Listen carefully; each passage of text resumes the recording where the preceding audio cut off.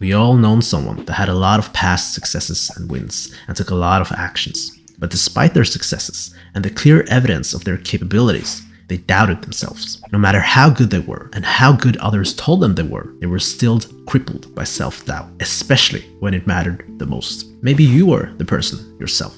This is a common phenomenon that people go through, and it's one of the biggest dream killer of them all, and that is self-doubt. In this video, I'll dive deeper into what self-doubt really is and how to overcome it. There'll be insights all throughout the video, so make sure to watch all the way through.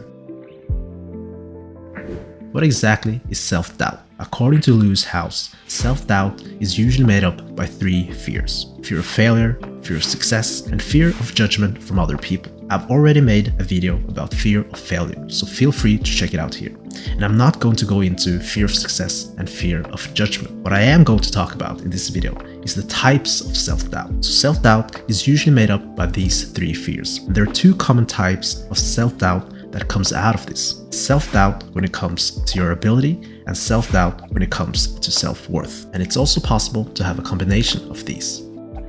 Let's look at self-doubt when it comes to your ability first. This is related to your belief in your ability to do something. Some struggle with this type of self-doubt, but most people struggle with the other type: self-doubt when it comes to self-worth. Lewis likes to give an example of a senior basketball player he used to look up to. This guy was freakishly explosive and could dunk at will, but despite his talent, he didn't believe in himself. Time and time again, he failed under pressure. Did this guy doubt his ability?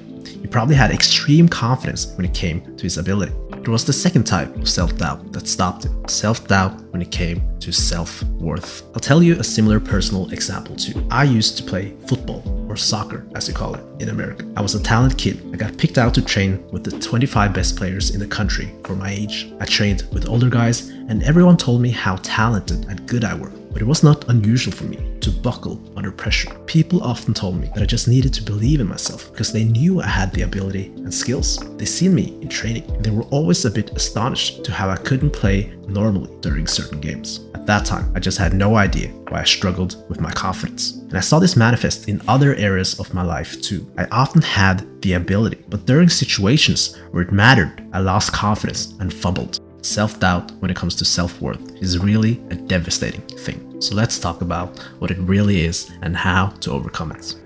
Self-doubt in terms of self-worth is about you not believing in your own worth and deservedness as a human being. You don't believe that you deserve greatness, or even goodness for that matter. You probably have a voice in your head consistently saying that you're not enough, you're not worthy, or that you don't deserve this. For some people, the voice is louder, for others, it's quieter, but it seems to always be there in the back of your head. And if you believe what the voice says, which many of us do, you will conclude that any success you get is just temporary. As a result, you will subconsciously make things harder for you because you don't believe you deserved it in the first place. You will act like you don't deserve success, and this will lead to a self-fulfilling prophecy.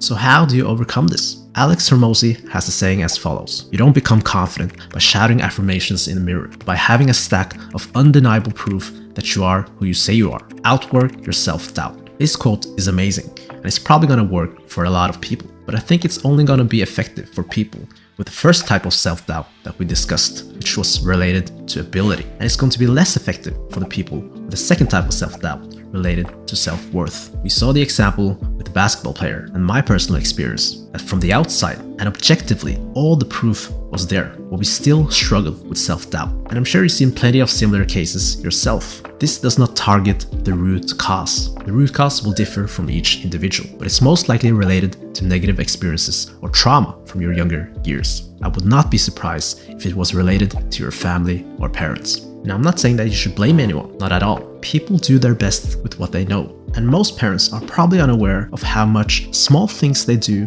or don't do to their children is going to affect them later on. The fact is that how your parent instill confidence in you or how they don't instill confidence in you in your younger years is going to have a massive effect on your self-confidence later in life. Now it's your responsibility to reflect on it and heal from it if that is what is necessary for you to become the person you want to be and live the life you want to live.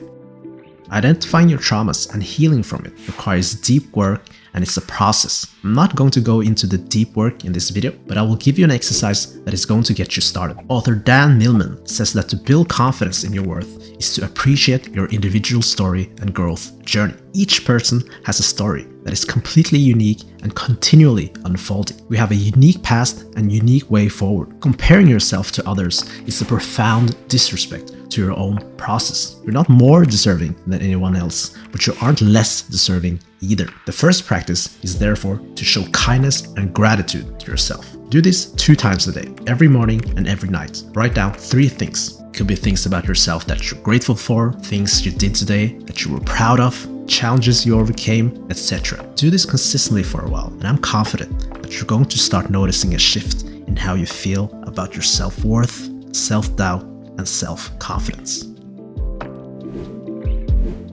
That is all for this video, and if you enjoyed this, make sure to hit the subscribe button or check out the next video that is linked here.